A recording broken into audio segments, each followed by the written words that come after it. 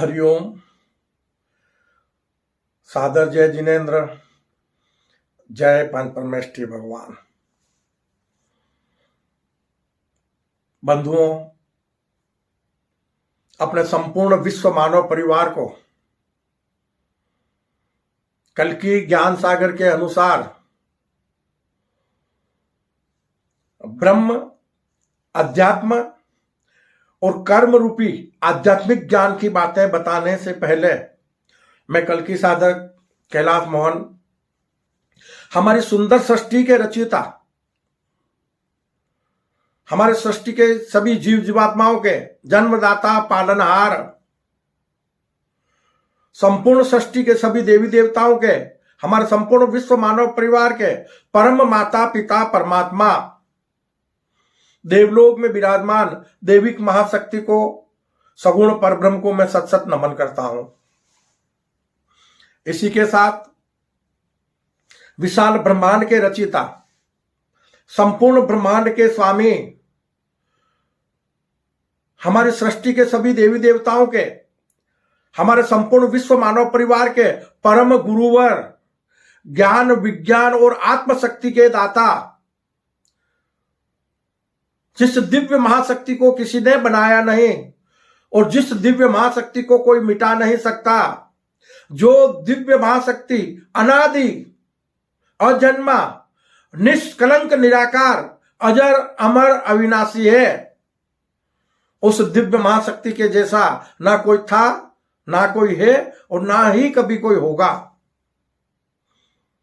तो उस गुरुओं के भी गुरु, परम गुरुवर को, निर्गुण परम ब्रह्म को भी मैं सत सत नमन करता हूं।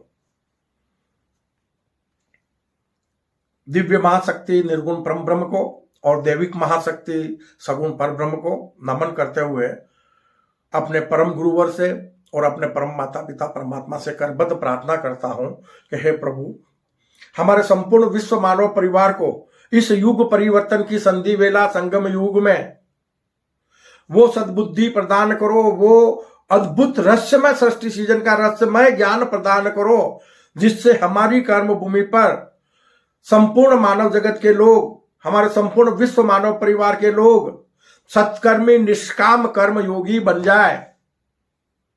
हमारी कर्म भूमि अविनाशी स्वर्ग और सतलोक बन जाए, किसी को मरकर स्वर्ग और मोक्ष ना जाना पड़े। इसी भावना के साथ बंधुओं, आज का कल्कि ज्ञान सागर का विषय है कि धर्म के नाम पर धार्मिक भेदभाव क्यों? मानव धर्म, धर्म के नाम पर धार्मिक भेदभाव क्यों? आज तक हमारी कर्म भूमि पर कोई भी धर्म संप्रदाय, धर्म एक है और धर्म के नाम पर संप्रदाय अनेक बने हुए हैं, तो कोई भी धर्म संप्रदाय विश्व धर्म नहीं बन पाया।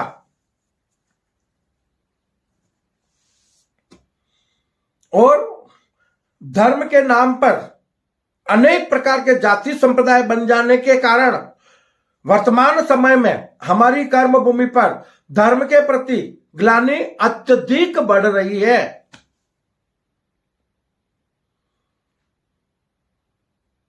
बंधुओं, मैं एक साधारण इंसान हूं, ये मैं आपको बार बार बता रहा हूं। ना तो मैं कोई शास्त्रों का ज्ञाता हूं, ना कोई धर्म गुरु हूं, ना किसी विशेष धर्म संप्रदाय की बात करता हूं। मुझे अंतः प्रेरणा से अपने प्रभु से जो ज्ञान की प्राप्ति होती है, वही ईश्वरीय ज्ञान अपने विश्व मानव परिवार के बीच उसकी प्रभावना करने का प्रयास करता हूं। क्योंकि आज हमारी धरती पर धर्म संप्रदाय अनेक है। अब और हमें एक नए धर्म संप्रदाय की जरूरत नहीं है। अब तो एक ऐसे ईश्वरीय ज्ञान की, अद्भुत रहस्यमय सृष्टि सीजन के रहस्यमय ज्ञान की जरूरत है। एक ऐसे प्रेम के धागे की जरूरत है जो हमारी कर्म भूमि पर वर्तमान समय में युग परिवर्तन की संधि वेला संगम युग में कलयुग को सतयुग में परिणित करने के लिए, हमारी अपनी कर्म भूमि पर सतयुगी दुनिया का सृजन करने के लिए हम सभी धर्मों को मिलाकर एक विश्व धर्म स्थापित कर सकें। एक ऐसे ज्ञान की हमें जरूरत है, ईश्वरीय ज्ञान की, कि कर्म भूमि पर सभी धर्म संप्रदाय आपसी भेदभाव को मिटाकर एक हो जाए। और वो एक कब हो सकता है? आध्यात्मिक ज्ञान से, किसी इंसान की मर्जी से नहीं, ईश्वरीय ज्ञान से यह कार्य होना संभव है। और इस कलयुग की संधि वेला में, कलयुग को सतयुग में परिणित करने के लिए ईश्वर उसी ज्ञान की प्रभावना कर रहा है मुझ जैसे एक साधारण इंसान के माध्यम से, कि संपूर्ण मानव जगत के लोग मानव धर्म की सत्य परिभाषा को जान सके, दिव्य महाशक्ति अपने अल्लाह ईश्वर प्रभु परमेश्वर खुदा के सत्य स्वरूप को जान सके, अपने गॉड के सत्य स्वरूप को जान सके, उसी निर्गुण परम ब्रह्म से प्रकट हुई महामाया रूपी जीवात्मा सगुण परब्रह्म को जान सके, जिस दैविक महाशक्ति से सुंदर सृष्टि का सृजन होकर सृष्टि में अनेक प्रकार के जीव जीवात्माओं की उत्पत्ति हुई है। हमारे निर्गुण परम ब्रह्म परम गुरुवर, हम आपको बार बार बता रहे हैं कि वो अनादि है, अजन्मा है और निष्कलंक निराकार है, आत्मस्वरूप, और एक अंशज के रूप में मानव मात्र के आत्मा में सदैव विराजमान रहता है।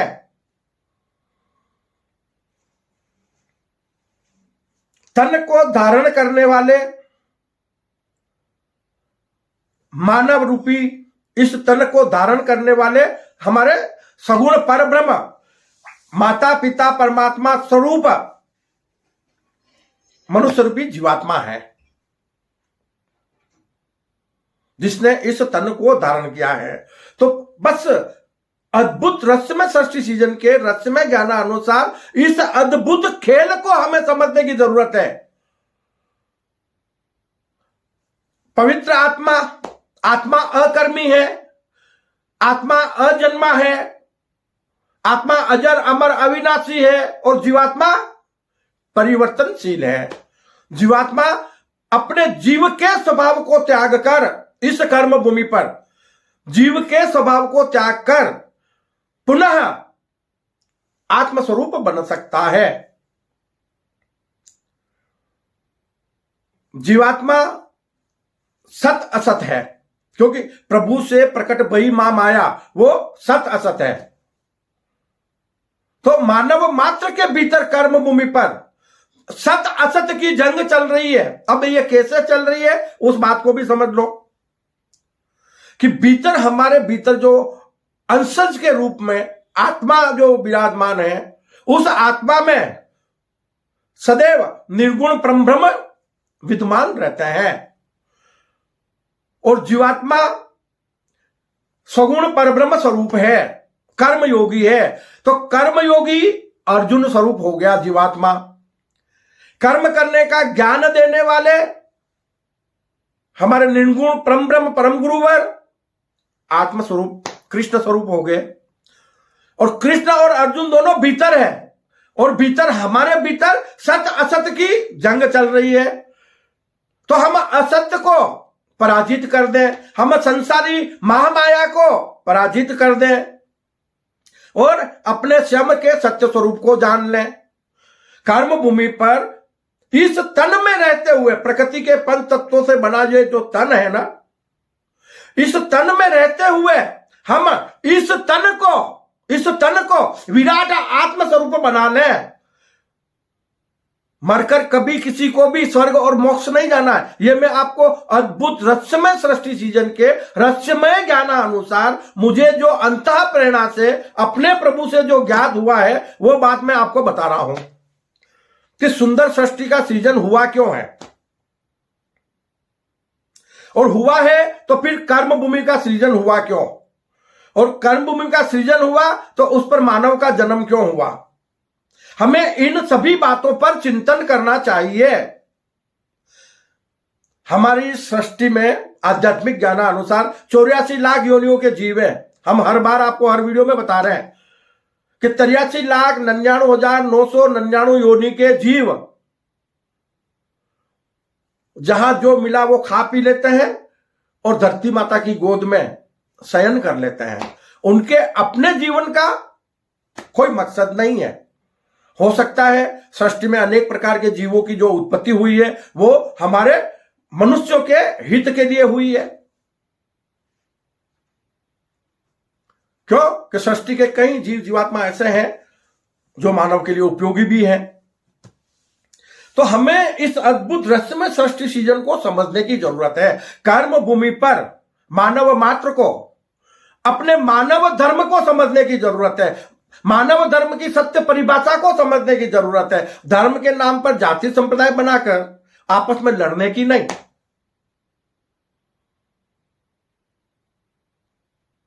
क्योंकि जब तक हम अपने कर्तव्य को, अपने धर्म को, धर्म का सच्चा जो सत्य अर्थ है ना वो है मानव का कर्तव्य। मानव का कर्तव्य क्या कि कर्म भूमि पर रहते हुए प्रकृति और परमात्मा के नियमों का पालन करे। पहली बात उसे कहते हैं मानव धर्म। स्वयं इस कर्म भूमि पर अपना जीवन यापन करे, अन्य जीवों को भी जीने में सहायता प्रदान करे। यह हुआ मानव धर्म। सेवा परमो धर्म। यथाशक्ति सृष्टि के अन्य जीव जीवात्माओं की सेवा करने का प्रयास करे कि उससे जितना बन सकता है अन्य जीवों की वो सेवा करे। क्यों कि मानव कर सकता है, अन्य जीव जीवात्मा नहीं कर सकते। अन्य जीव जीवात्मा सिर्फ अपने बच्चे को जन्म देते हैं या उस बच्चे को छोटा सा बड़ा करने के लिए उसका पालन कर लेते हैं, लेकिन संपूर्ण सृष्टि में एक मानव ही ऐसा प्राणी है जिसे हमारे सगुण परमात्मा परब्रह्म की सर्वश्रेष्ठ कृति, सृष्टि का सर्वश्रेष्ठ प्राणी माना गया है। तो मानव को अपने मानव धर्म का पालन करने के लिए मानव को इस कर्म भूमि पर विराट आत्म स्वरूप बनने के लिए उसके हृदय में दया, प्रेम और सेवा के भाव जागृत होना अत्यंत आवश्यक है।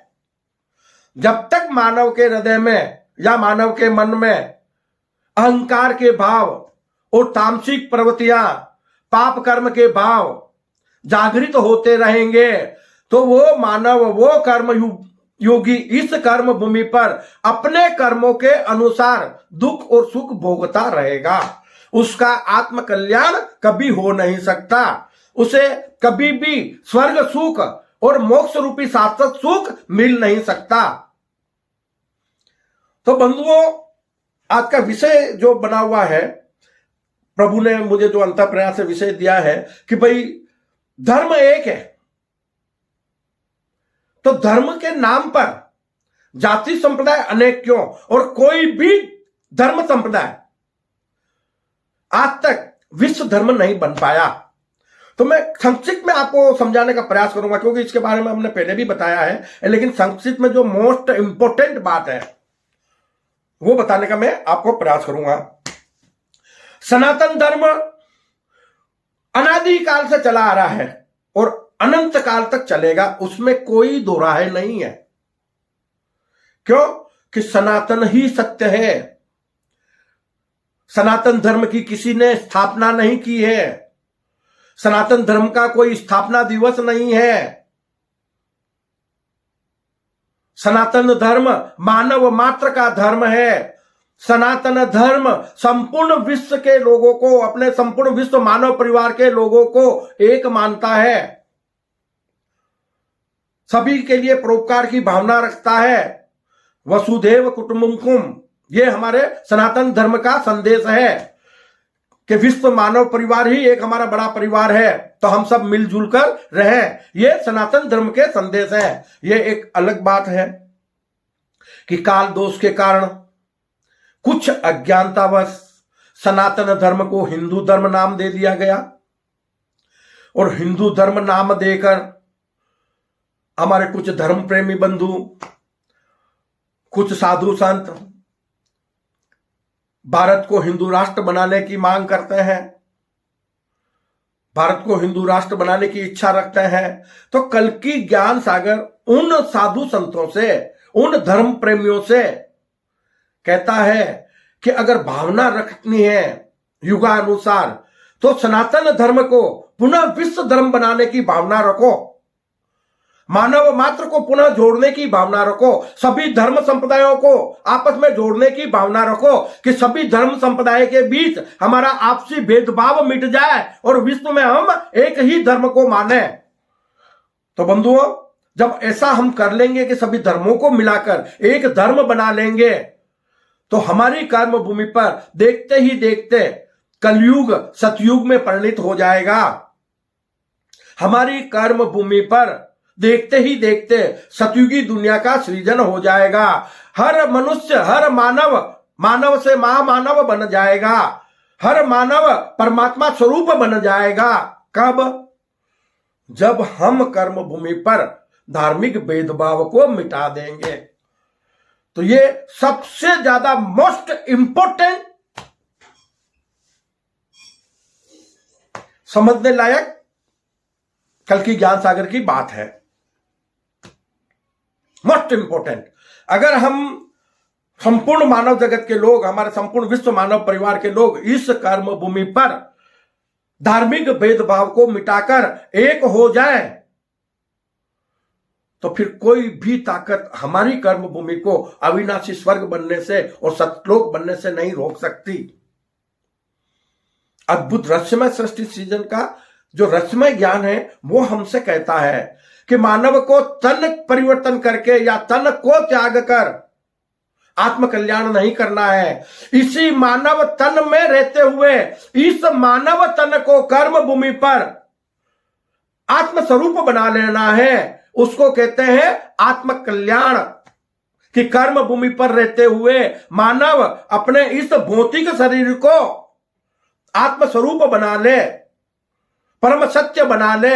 भीतर सत्य असत की जंग चल रही है, असत्य को पराजित कर ले, महामाया को पराजित कर दे, और इस मैं रूपी देही जो है हमारा भौतिक शरीर है, हम भौतिक शरीर रूपी जो मैं लगाते हैं ना, उस मैं से मुक्त हो जाए। क्योंकि ये अहंकारवश लगाते हैं हम, ये अहंकार पैदा करता है। और सारे भेदभाव, धार्मिक भेदभाव को तब भी, राष्ट्रीय भेदभाव को तब भी, अदरवाइज और भी किसी तरह के कोई भेदभाव का हो तो वो सिर्फ इस तन को लेकर होते हैं, इस नश्वर तन के कारण होते हैं। क्यों? कि आत्मा और जीवात्मा वो तो समान रूप से सभी मनुष्यों में भीतर विद्यमान है। आत्मस्वरूपता में संपूर्ण विश्व मानव परिवार के लोग एक समान है। क्यों? कि आत्मा का स्वभाव ही सत्य, अहिंसा, प्रेम, भाईचारा और सबकी सेवा, सबसे प्यार, ये आत्मा का स्वभाव है। हर आत्मा में होगा वो। अगर कोई आदमी आत्मा को प्यार करता है, आत्म स्वरूप बनता है, तो उसमें यही गुण पैदा होंगे। जीवात्मा स्वरूप में हम सब अलग अलग है, हमारी सोच सबकी अलग अलग है। क्योंकि जीवात्मा हमारे मन और बुद्धि के अनुसार हमारे भीतर कार्य करता है तो जीवात्मा एक ही सगुण पर ब्रह्म का। लेकिन कर्म भूमि पर जो अद्भुत रहस्यमय महामाया का खेल चल रहा है, उसमें हम एक होकर भी अनेक हो गए हैं जीवात्मा स्वरूप में। क्यों? कि हमारे सबकी सोच भिन्न भिन्न है, सबके रूप जो चेहरे बने हुए हैं इस भौतिक शरीर के, वो सब भिन्न भिन्न है।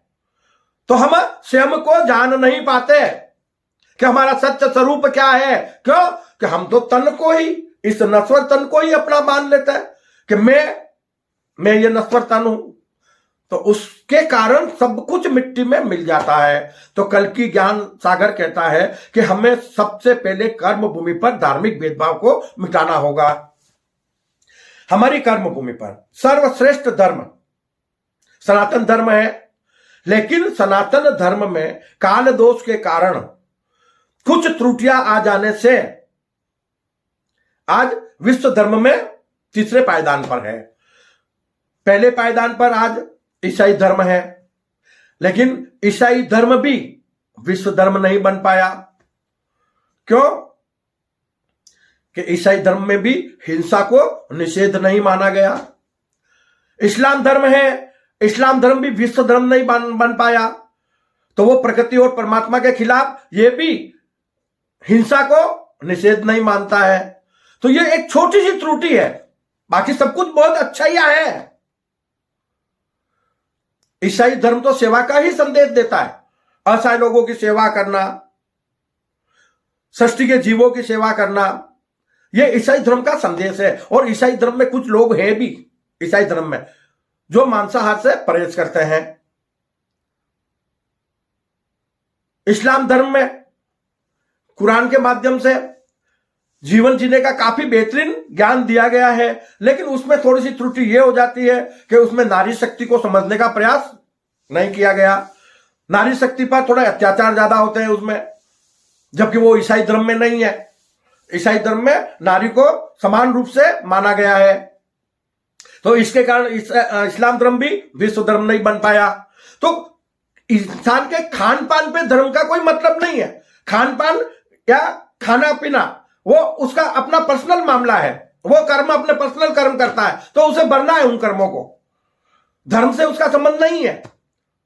लेकिन सांप्रदायिक तौर पर देखा जाए तो उस संप्रदाय में हिंसा को निषेध नहीं माना गया, उसके लिए उस धर्म संप्रदाय को विश्व धर्म नहीं बनाया गया, क्योंकि संपूर्ण विश्व मानव परिवार ने उसको स्वीकार नहीं किया। अब उसके बाद भी हमारा श्रेष्ठ धर्म है, तो सिख धर्म की भी स्थापना हुई, पारसी धर्म की भी स्थापना हुई। पारसी धर्म में भी वही समस्या है कि उसमें भी हिंसा को निषेध नहीं माना गया।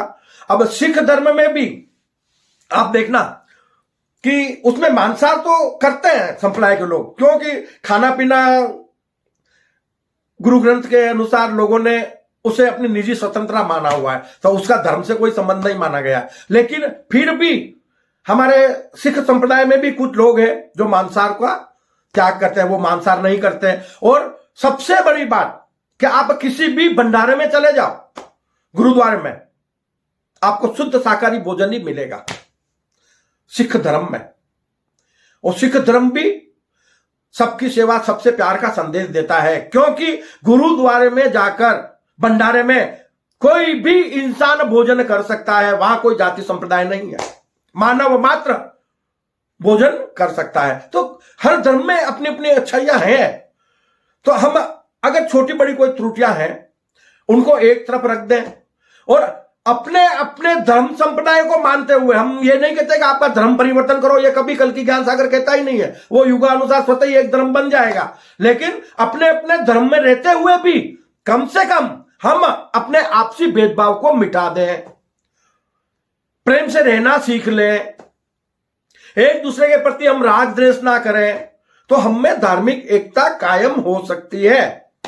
अब हमारी कर्मभूमि पर जैन धर्म, बौद्ध धर्म सर्वश्रेष्ठ धर्म है, इसमें कोई दो राय नहीं। क्यों? कि छोटे से छोटे जीव की भी हिंसा की अनुमति नहीं देते। अकारण किसी भी जीव की हिंसा हमें नहीं करना चाहिए, यह हम मानते हैं और जानते भी हैं कि प्रकृति और परमात्मा के संदेशानुसार, कल की ज्ञान सागर के संदेशानुसार कि सृष्टि में जीवस्य ही जीवानाम भोजनम, अगर हमें भोजन प्राप्त हो रहा है तो कहीं ना कहीं किसी न किसी रूप में जीव की हिंसा होती ही है, लेकिन आंशिक रूप से उसको स्वीकार किया गया है। जैसे खेतीबाड़ी में अनाज उगाना, क्या अनाज उगाने में जीव की हिंसा नहीं होती है? क्या पेड़ पौधे और पत्तियां वो एक इंद्रिय जीव नहीं है? तो ये चिंतन करने का विषय है कि हम अपनी सद्बुद्धि से अकारण सृष्टि के किसी भी जीव जीवात्मा की हिंसा न करें। जो हमें नहीं दिखाई दे रहा है वो एक अलग बात है, जो प्रकृति का दिया हुआ है, प्रकृति के सिद्धांत अनुसार है, वो एक बात है। लेकिन जैन धर्म और बौद्ध धर्म सर्वश्रेष्ठ धर्म होकर भी वो मूर्ति पूजक हैं। सनातन धर्म में भी मूर्ति पूजक बन गए, अनेक प्रकार के देवी देवताओं की पूजा करने लग गए। तो मूर्ति पूजा के कारण सर्वश्रेष्ठ धर्म जैन धर्म भी और बौद्ध धर्म भी विश्व धर्म नहीं बन पाए। अगर मूर्ति पूजा नहीं की होती और ज्ञान की प्रभावना की होती तो आज जैन धर्म बौद्ध धर्म भी विश्व धर्म होते हैं, उनमें पंथवाद नहीं होता। तो अब किसी धर्म में बंधुओं पंथवाद क्यों आता है? पंथवाद बोला तो धर्म तो वही है, लेकिन उसमें अनेक पंथ बन जाते हैं। तो वो क्या हो जाता है कि मैं मानूंगा तो सिख धर्म को, लेकिन ये मान्यता को मैं नहीं मानता हूं, तो ये पंथ अलग बन गया। अब सिख धर्म का कोई सिख कहेगा नहीं भाई मुझे तो हिंसा स्वीकार नहीं है, मुझे तो अहिंसा पसंद है, तो वो उसका अपना एक संप्रदाय बन जाएगा। ऐसा ही ईसाई धर्म में भी हो गया। तो कोई कोई लोग क्या है कि जैन धर्म है, अब जैन धर्म में बहुत लोग मूर्ति पूजते हैं, तो बिना मूर्ति पूजने वाले भी थानकवासी हो गए। कुछ हमारे साधु संत है जो वस्त्र धारण करते हैं, तो कुछ साधु संत वस्त्र धारण नहीं करते हैं, दिगंबर रहते हैं, तो श्वेतंबर और दिगंबर संप्रदाय हो गया। तो मान्यताओं के कारण, मतभेद के कारण अनेक अनेक पंथ स्थापित हो जाते हैं और समाज बंट जाता है, विश्व मानव परिवार टूट जाता है। तो उसमें धर्म का अभाव हो जाता है। क्यों? कि जैसे ही हम धार्मिक स्थल में प्रवेश करेंगे तो सबसे पहले हमारे मन में संप्रदायवाद की बातें पैदा हो जाएगी कि मैं ये पंथ का हूं, मैं ये पंथ मानता हूं, मैं इस संप्रदाय को मानता हूं। तो बाबा इसमें मानव समाज बंट जाता है। तो हम बटे नहीं, आमनाए अपनी अपनी मानो, भावना से जुड़ जाओ। कल्कि ज्ञान सागर ये कहता है कि आज वर्तमान समय में धर्म संप्रदाय अनेक हैं, लेकिन हर धर्म संप्रदाय में कुछ न कुछ आंशिक त्रुटि है, हम उन्हें सुधारें और आने वाले युग में हम सब एक होकर एक धर्म को माने। तो बंधुओं, जब हम एक धर्म को मानेंगे और हम में धार्मिक एकता कायम हो जाएगी तो फिर अंतरिक्ष के दरवाजे हमारे लिए स्वतः ही खुल जाएंगे। मरकर किसको स्वर्ग मोक्ष नहीं जाना है, मोक्ष के दरवाजे स्वतः कैसे खुलेंगे पता है? कि मानव जगत के लोग अंतरिक्ष में अनेक नई नई दुनिया बसाकर और एक दुनिया से दूसरी दुनिया में भ्रमण कर सकेंगे, अपने आत्मा को शाश्वत सुख प्रदान कर सकेंगे। मानव के मन में किसी तरह के भेदभाव नहीं होंगे। जब सतयुगी दुनिया का कर्म भूमि पर सृजन हो जाएगा तो मानव की उम्र हजारों वर्ष हो जाएगी, मानव को निरोगी काया मिलेगी, मानव को शाश्वत सुख मिलेगा। तो परमात्मा ने इसी कार्य के लिए कर्म भूमि का सृजन किया है। अब हम इन बातों को समझें, इसीलिए प्रभु कल्कि ज्ञान सागर के माध्यम से हम सभी लोगों को अद्भुत रहस्यमय सृष्टि सृजन का रहस्यमय ज्ञान प्रदान कर रहे हैं कि हम मानव से महामानव बन जाए और महामानव से हम परमात्मा स्वरूप बन जाए। सभी लोग जाति धर्म संप्रदायवाद का जड़ से त्याग कर दें। हम सब एक हैं और सबका स्वामी एक। प्रभु की वाणी है कि अल्लाह ईश्वर कहते हो मुझको और कहते हो प्रभु परमात्मा, अरे तुम में मुझ में बस फर्क है इतना। प्रभु कह रहे हैं कि परमात्मा स्वरूप आप बन सकते हो, लेकिन तुम में मुझ में बस फर्क है इतना, तुम जीवात्मा स्वरूप हो मेरा, तुम जीवात्मा स्वरूप हो मेरा और मैं हूं निर्गुण तुम्हारी आत्मा। तो बंधुओं, दिव्य महाशक्ति आत्मस्वरूपता में हमारे भीतर विद्यमान है, सगुण पर ब्रह्म जीवात्मा स्वरूप में विद्यमान है। तो कर्म भूमि पर हम आत्मा और जीवात्मा के भेद को जाने। तो मानव मात्र का इस कर्म भूमि पर अमूल्य मानव जीवन सार्थक हो जाएगा। हमें कल्कि ज्ञान सागर के अनुसार आध्यात्मिक ज्ञान को ग्रहण करना है, ब्रह्म अध्यात्म और कर्म करने के ज्ञान को ग्रहण करना है। तो इस कर्म भूमि पर मानव मात्र का अमूल्य मानव जीवन सार्थक हो जाएगा। तो सुखी रहे सब जीव जगत के, वृष्टि समय पर हुआ करे और मानव मात्र का मैं कल्याण चाहते हुए, अपने संपूर्ण विश्व मानव परिवार के लोगों का कल्याण चाहते हुए अपनी वाणी को विश्राम देता हूं। जय अहिंसा, ओम विश्व शांति, सत्यमेव जयते, सत्यमेव जयते, सत्यमेव जयते।